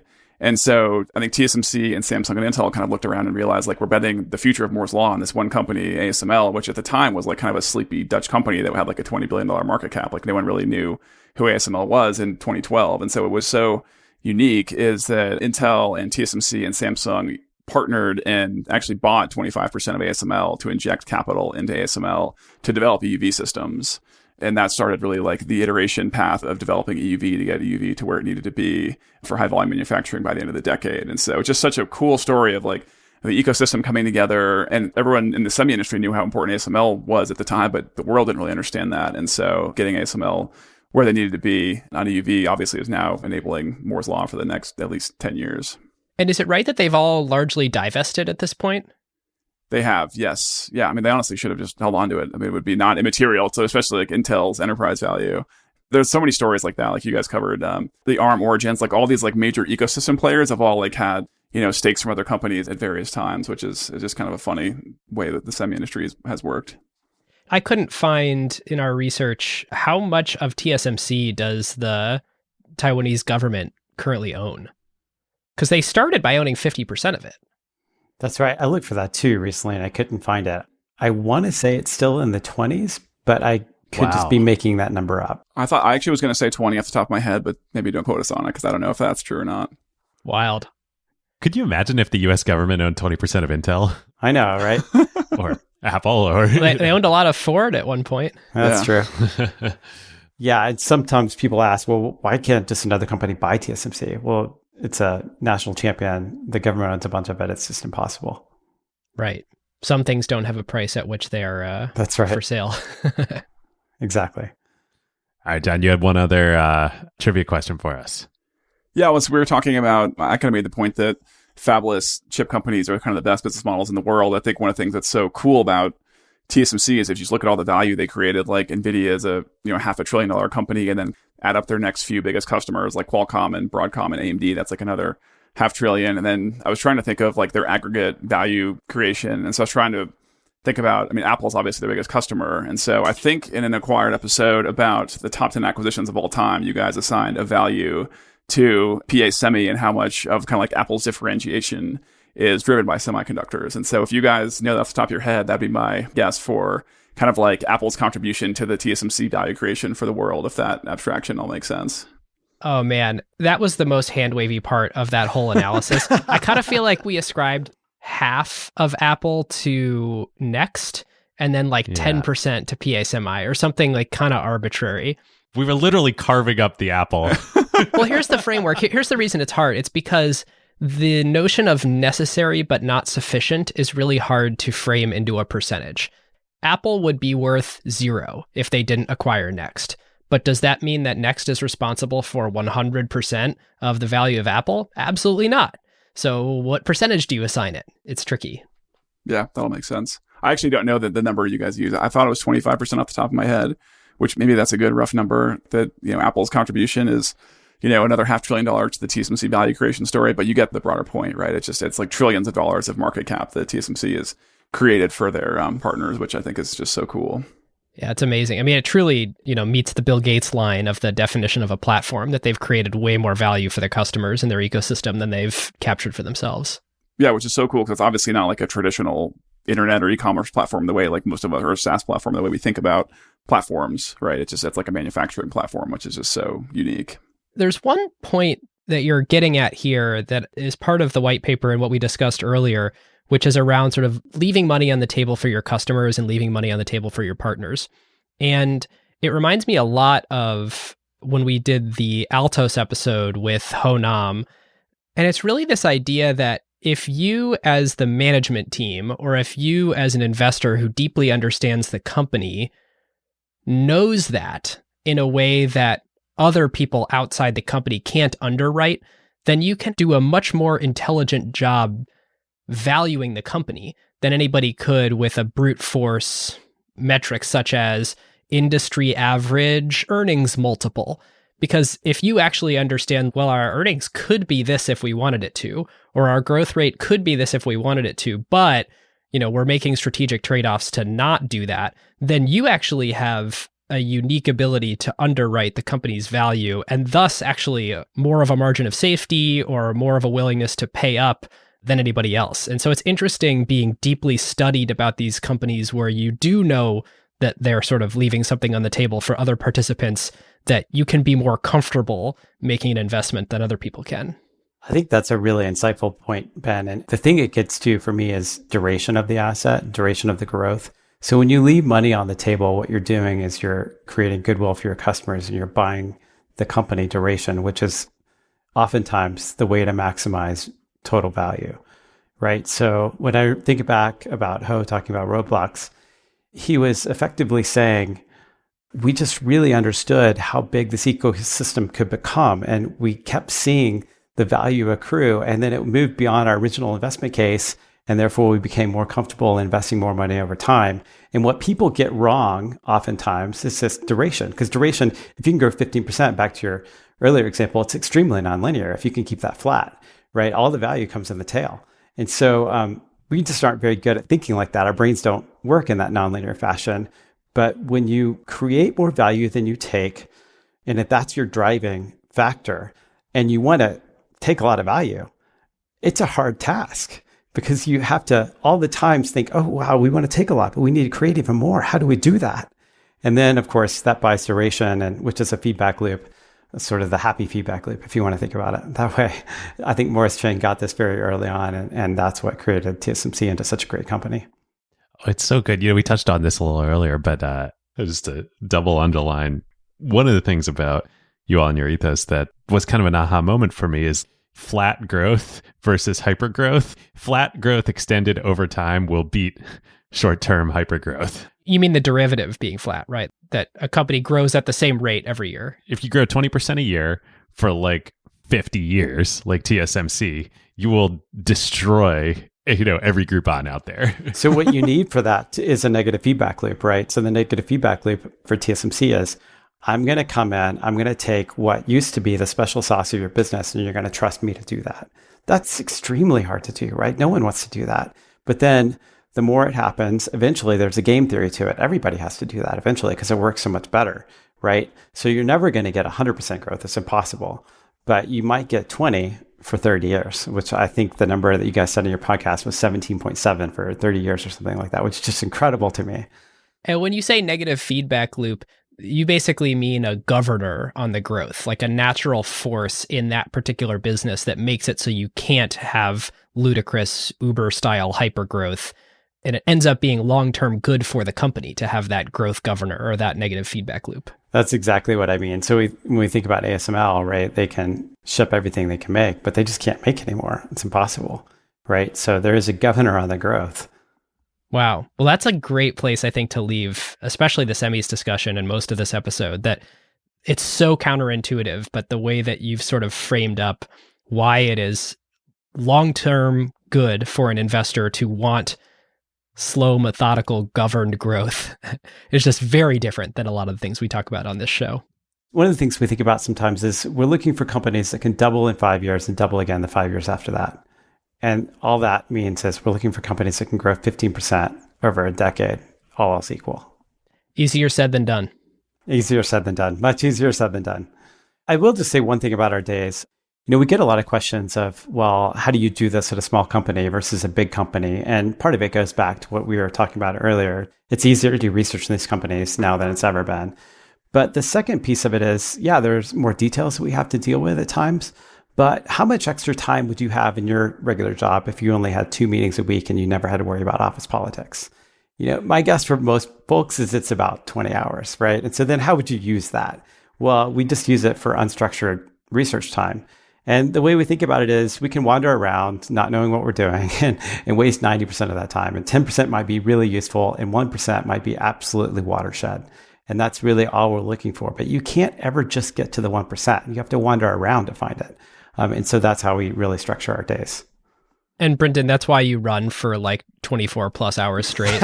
And that's why I run, and that's why I keep bees. It's all the same thing. It's where your best investment ideas come from. That's right.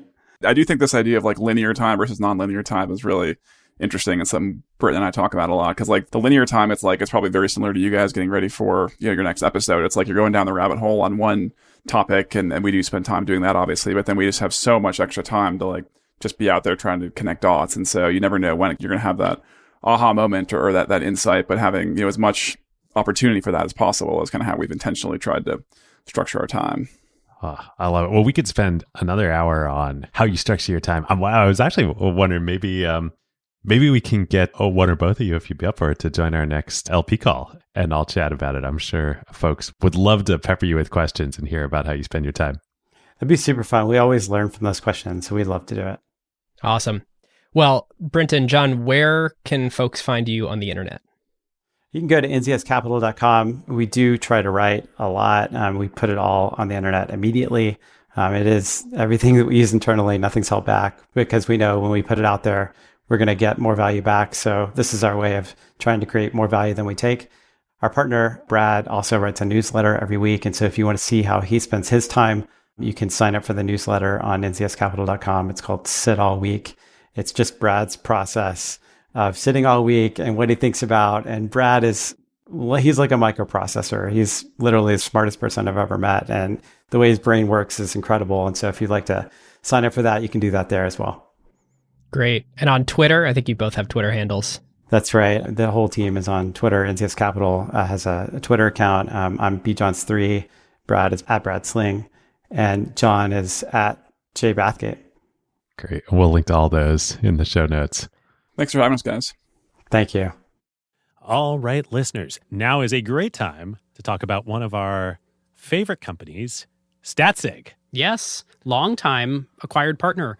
There is a reason why the best product teams at companies like OpenAI and Notion, Atlassian, Figma, Rippling, Brex, and more rely on StatSig, whether they are iterating on their core product features or shipping AI-powered experiences at scale. Yep. In the crazy speed of today's AI world, shipping fast is just table stakes now.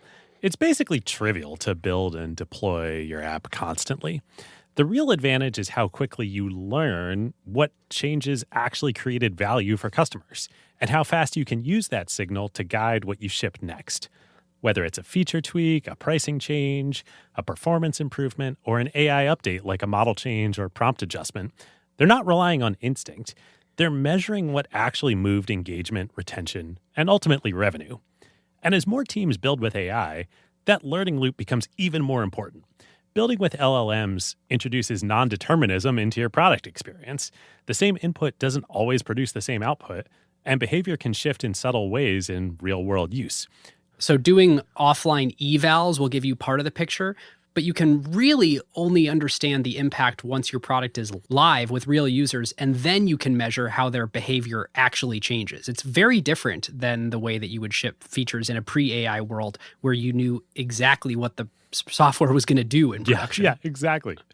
So this is where StatSig comes in. It brings experimentation, feature flags, and product analytics into one unified system so teams can ship safely, test rigorously, and directly link what they changed to how users actually behaved. The result is a tighter feedback loop and learning that compounds over time, so you don't just ship more, you ship better. So if you want to make learning your competitive advantage, whether you're building new AI experiences or just evolving your existing core product, go to statsig.com/acquired to get started. All right, listeners, hope you enjoyed our conversation with Brinton and John. If you found it to be, frankly, as eye-opening as I did, feel free to share it with a friend. If you learned something new about complexity investing or their barbell strategy or resilience and optionality, I'm sure you can think of someone that you'd want to share that with. So feel free to do so. If you are not already a member of the Acquired Slack, come join us, acquired.fm/Slack. Some of the best discussion you'll find on the internet about lots of things that you care about. If you're not an LP, you should become one. It's a way to get closer to what David and I do here at Acquired. We have these awesome LP calls once every month or two. We have been on a tear recently with great LP exclusive content. We just dropped about a month ago now a great interview with Ronil, the CEO of Audius, which is the largest so good crypto application, Web3 application out there with over 6 million users. And then just before this episode, we dropped another sort of Web3 episode, this time on Web3 marketplaces centered around Brain Trust. with Adam from Brain Trust. Wow, that one, that one was a blast. Yeah. So if you're Web3 curious, or maybe you're Web3 skeptical, these are fun episodes to listen to because they're super non-DeFi, non-sort of crypto use cases. Yeah, they're like real world applications. Yeah, which of course we wanted to dive in and tell those stories. You know what I'm curious about after this episode, and I feel like, the universe works in funny ways, right? Like I think everything sort of aligned, that a bunch of stuff happened all at once, is the Santa Fe Institute and Complex. Like everything we talked about on this episode, it just seems like such an amazing place. I've always wanted to go to Santa Fe, period. I've never been there, but to go take a class there, like we should do something. Because before this, we had our Michael Mobison episode. He's the chairman of the board there, where Kindergarten is actually investing in a company that the CEO is also a board member there. Just like there's too many stars aligning. We got to go. The universe is telling you something, David. I think it is. Well, with that, we will see you next time. We'll see you next time. Who got the truth? Is it you? Is it you? Is it you? Who got the truth?